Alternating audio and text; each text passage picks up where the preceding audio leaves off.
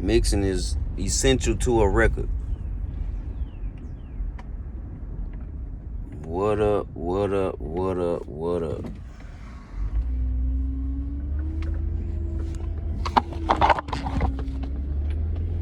Mixing is essential to records, you know what I'm saying? You gotta have them records mixed. I knew a little bit about mixing when I first started. I ain't know much about mixing. When I got with Boss Man, I learned about mixing. Like, what up? Talking about that mixing the records, mixing sounds, mixing vocals, mixing songs. You know. Okay. When I first started making music, I knew about mixing, but I wasn't mixing because I had a Yamaha DJ-X keyboard, and all the sounds, you could only record 6 sounds on that shit at a time, 6 sounds, and it wasn't any mixing on those sounds. Whatever volume they were at, that's what it was. Okay. Then I got a drum machine, an external drum machine, and was working them together, working the keyboard along with the drum machine. Hey man, don't you walk out there.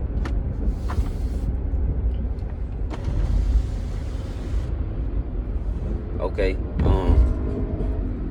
So then I was having the drums. I was able just to use 6 sounds for like keyboard sounds: piano strings, bells, whistles, harmonicas, guitar, bass, guitars, steel drums, sounds like that. I was able to do as many drum sounds as I wanted to in a drum pattern, because on the drum machine it wasn't any mixing neither, but you could record as many sounds as you wanted to that was in that kit. So you could record up to I guess about 16 sounds on the drum sounds. You know what I'm saying? You could record about 16. So when I got with Boss Man, I wanted to mix that shit. I knew that I was missing that process of mixing my shit and having that shit sounding right, like it needed to sound. So that was my mission, to figure out the MPC, because I was using a little small drum machine that was limited, because I couldn't sample any sounds. I couldn't import any sounds. But it was a good drum machine, just like a good starter kit. So that was my mission when I got with Boss Man, to learn the drum, to really learn everything in the studio. You know what I'm saying? The recording process of recording the instruments, the vocals, the sessions, mixing the records, learning how to operate the machines, how to operate the board. I wanted to learn all of that shit. So on top of me being an artist at Boss Man, I was an engineer and a producer, and I was learning on the fly.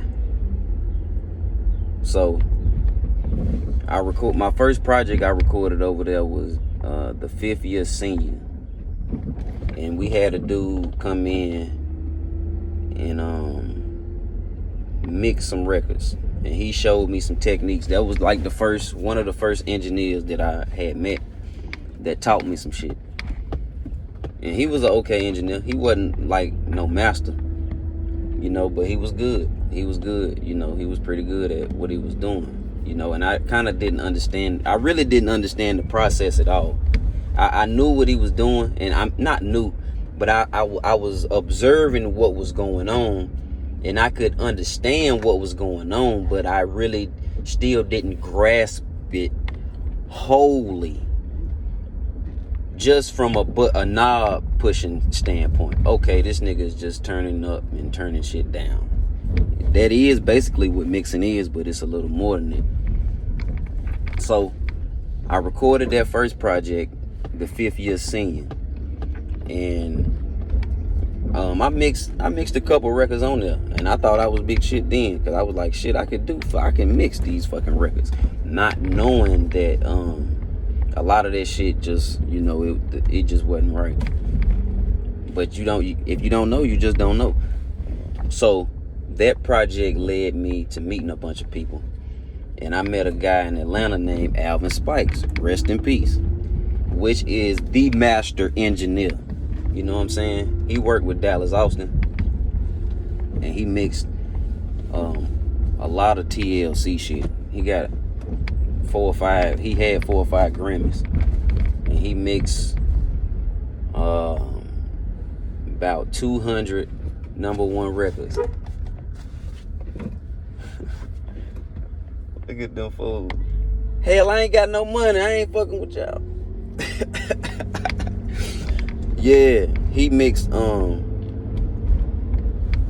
he mixed over 200 #1 singles. You know what I'm saying? He got a lot of credentials, and he done a lot of things in music. He is a revered engineer. Okay, so when I got to him, he heard my first album, but I had my second album done around that time, and he heard the second album, and he was like, okay. He was pointing out all the flaws in that shit. So he mixed the second album, and that's when my education came in at.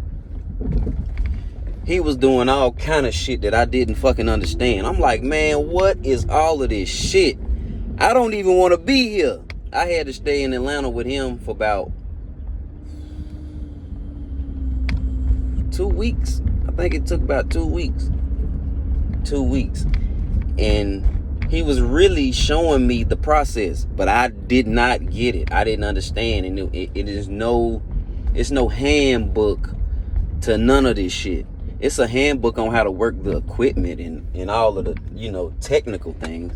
But it's no handbook on how to hook up with a person, bond with them over the craft, build a relationship on the craft, and create chemistry and build from there. I didn't understand none of that shit. I felt like, mix my record. I'm gonna drop this shit off, you mix it, and I'm gonna go do what I do, and when it's done, we'll come back and get it. But nah, my process was different. But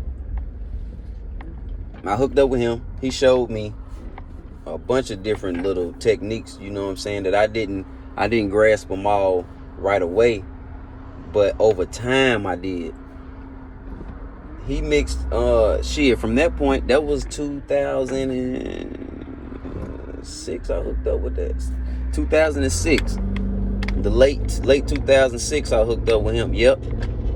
Cause I ran into an issue. This is when I had a real hang up, and this was the turning point for me with music as far as producing. And this is when I had to really dig deep and work hard. Not really work hard, but I had to put forth more creative effort in what I was producing. I had a record called That's When I Creep on my second album. That was the single. And it was basically just a fucking guitar riff. It was drums and a fucking guitar riff. That was it. We had a guitar player come in, and out of all the shit he played, we liked this one riff, and we ran with that damn riff. And when it came down to mastering that shit, it was like nothing. And he was like, man, I can't master this shit. I wasn't there during that mastering process. I was back at the studio, and I was getting all this shit via the telephone. He was like, man, you got to add more shit to this. You know what I'm saying? It ain't nothing to this fucking record, man. You got to add more instruments. You got to add something. You got to add something. So, when that shit happened, it was like, okay, I really became a producer in my perspective, because I really had to fucking make records, make good beats and good records. You know what I'm saying? I'm not really a key player, but I could play some shit and make it sound good. So my thing was layering, you know what I'm saying? So I wouldn't have that problem again when it comes to getting, you know what I'm saying, the record mastered. I was putting 32 tracks down of fucking instrumentation. You know what I'm saying? Like at least 16 instruments from the drum machine. Yep, because it had 8. The drum machine got 8 outs. And yep, so it was 16 from the drum machine and about 16 from the keyboard. All of them fucking music tracks. And then I was doing the same thing with the vocals. I didn't agree with that shit with the vocals, but I had to do it because I understood where my flaws was at. And then with my voice, it was still undeveloped, so I had to do a lot of stacking to really like get my voice to sound right. So with that's when I Creep record, that started my whole process of becoming a real producer, a real engineer, and a real artist. And not saying that I wasn't before, but you know, kind of like finally getting instructions from a real master and then going about fulfilling my duties. You know what I'm saying? And from that was like I say 2006, late 2006, like November, December, because we got out and hit the road. Well, maybe it was early 2007 when that's when I Creep happened. So we'll just say 2007. From 2007 till 2013. 2013 is when I really got it. All the way around the board. Not that I was a master, but that's when all of my artistry skills and all of my engineering and producing skills cultivated to a single point of greatness. And that's when I created the saga of Swipe Jones. Everything that I had went through from fucking 2007 to fucking 2013. That's a long fucking time. That's a long goddamn time to make one fucking album. But it was so many experiences, music related and non-music related. But that's how I became that's my process of becoming an engineer, a good mix engineer. You know what I'm saying? Going through those sessions from that record, that's when I Creep. After that album, I did another album called what's the name of this shit? Stamp of Approval. Is this name? Yep, Stamp of Approval. Yep, Stamp of Approval. I did another album, Stamp of Approval. And I went back to Atlanta. But this time I was a little more knowledgeable. But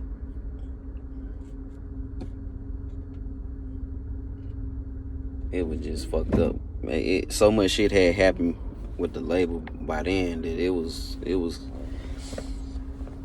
I still wasn't 100% focused on engineering and mixing. I was still focused on artistry. You know what I'm saying? And that, I ain't gonna say it hindered me or nothing like that, but I wish I would have been more focused on being an engineer. But I picked up a whole lot more when I went back that second time. But the whole time in between that, that's when I creeped, which was that album was the Diary of a Boss Man. Then that next album was Stamp of Approval, but Stamp of Approval never came out. So in between both of them albums, I was I did a lot of experience, had a lot of experiences. I was fucking with a whole lot of people in Atlanta in between then too. So I was, you know what I'm saying, learning and experiencing shit, helping me become a better artist through that too. So I was still going down there hooking up with my engineer though. Going down there fucking with Alvin, my engineer. That's his name, Alvin Speights. I don't know if I said his name, but that's his name. I was going down there in between all that time still fucking with him before I took that damn album down there. So I took the fucking album down there and went down there and got my last real session with him. I had two times where I stayed with him to get an album mix and kicked it with him to, you know what I'm saying, I guess get the game. The first time I got some, but the second time I got more, but I didn't get as much as I could have got, just because I was stuck in the artistry part, not knowing, nigga, I knew, but you know, you kind of take them up, I ain't gonna say take them for granted, because I didn't take them for granted, but I'm trying to show them artistry shit instead of trying to like dig for engineer shit from them. But all my engineer skills all my engineer teaching came from Alvin Speights. And then I learned from a lot of people from here and there in between time. But that was my main teacher, Alvin Speights. He taught me everything. He just passed maybe sometime this year. You know what I'm saying? I got to holler at him before then. But yep, that's where all my skills came from. You can look his name up. You can Google him. He the motherfucking man. Name hold a lot of weight. But he mixed everybody records in Atlanta. You know what I'm saying? Everybody records. And then I'm telling you, he was working right there with Dallas Austin. He was Dallas Austin engineer through all of those TLC. He mixed all that Outkast, Goody Mob shit. He got all those plaques. Arrested Development, Keith Sweat. So he's the man. I'm talking about he mixed Michael Jackson shit.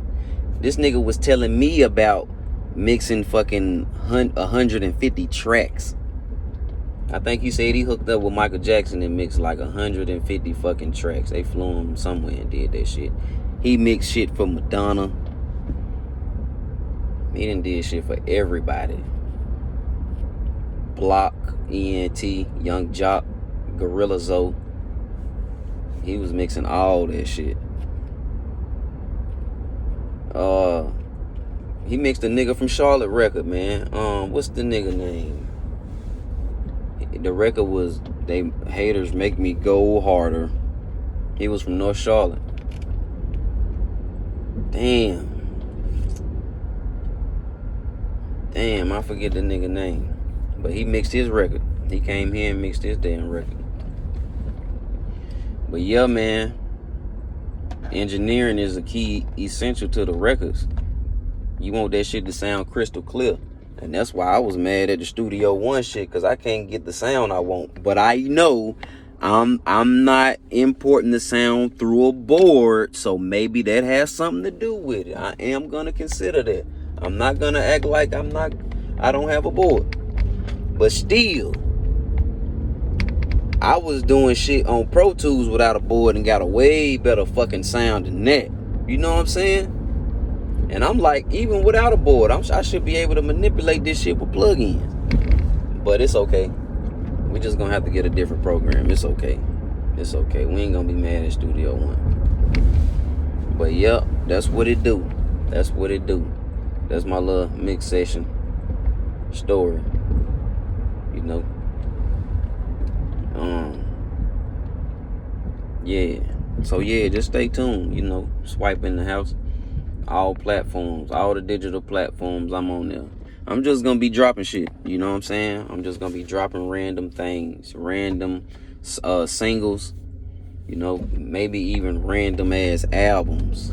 I am gonna be promoting this shit, but some things may just come out without, just at a second's notice, because it just based on how the energy is.